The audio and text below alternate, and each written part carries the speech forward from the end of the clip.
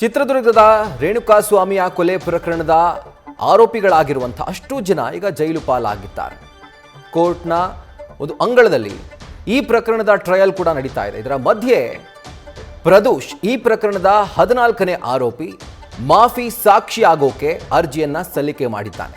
ಹೀಗಾಗಿ ಈತನ ಅರ್ಜಿಯಿಂದ ಆರೋಪಿ ನಟ ದರ್ಶನ್ಗೆ ಈತನ ಅರ್ಜಿ ಮುಳುವಾಗುತ್ತಾ ಅನ್ನುವಂಥ ಪ್ರಶ್ನೆ ಈಗ ಉದ್ಭವಿಸ್ತಾ ಇದೆ.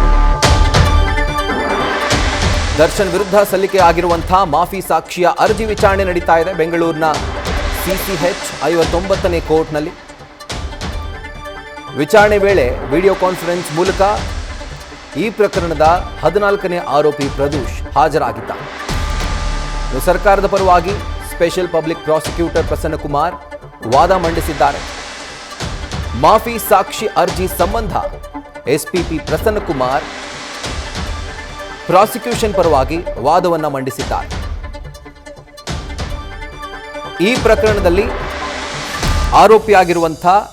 ಈ ಪ್ರಕರಣದ 14ನೇ ಆರೋಪಿ ಆಗಿರುವಂಥ ಪ್ರದೋಷ್ ನನ್ನನ್ನು ಆರೋಪಿಯಿಂದ ಮಾಫಿ ಸಾಕ್ಷಿಯಾಗಿ ಮಾಡಿ ಅನ್ನುವಂಥ ಮನವಿಯನ್ನ ಮಾಡ್ತಾ ಅರ್ಜಿಯನ್ನ ಸಲ್ಲಿಕೆ ಮಾಡಿದ್ದಾನೆ. ಮಾಫಿ ಸಾಕ್ಷಿ ಅಂದರೆ ಆರೋಪಿಯಾಗಿರುವಂಥ ಪ್ರದೋಷ್ ಮಾಫಿ ಸಾಕ್ಷಿ ಆಗೋದಕ್ಕೆ ಒಪ್ಕೊಂಡಿದ್ದಾನೆ.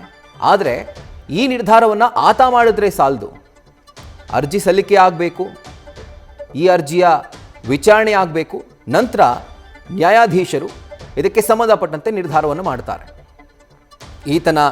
ಈತನ ಪರವಾಗಿರುವಂಥ ವಕೀಲರು ಏನು ವಾದವನ್ನು ಮಂಡಿಸಿದ್ದಾರೆ ಅದು ಕರೆಕ್ಟ್ ಆಗಿದೆಯಾ, ಒಪ್ಕೊಳ್ಬಹುದಾ, ಈತನನ್ನು ಈ ಕೇಸ್ನಲ್ಲಿ ಮಾಫಿ ಸಾಕ್ಷಿಯನ್ನಾಗಿ ಕನ್ವರ್ಟ್ ಮಾಡಿದ್ರೆ ಕೇಸ್ಗೆ ಯಾವುದೇ ರೀತಿಯಾದಂಥ ಹಿನ್ನಡೆ ಉಂಟಾಗೋದಿಲ್ವಾ, ಈ ರೀತಿಯಾಗೆಲ್ಲವನ್ನು ಕೂಡ ಕೂಲಂಕಷವಾಗಿ ಪರಿಗಣಿಸಿ ವಾದ ಪ್ರತಿವಾದವನ್ನು ಆಲಿಸಿ ನ್ಯಾಯಾಧೀಶರು ಈ ತೀರ್ಮಾನಕ್ಕೆ ಬರ್ತಾರೆ.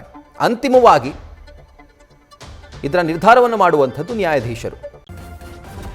ನ್ಯೂಸ್ ಫಸ್ಟ್ ನಿರ್ಭೀತಿಯಿಂದ ನಿಮ್ಮ ಪರವಾಗಿ.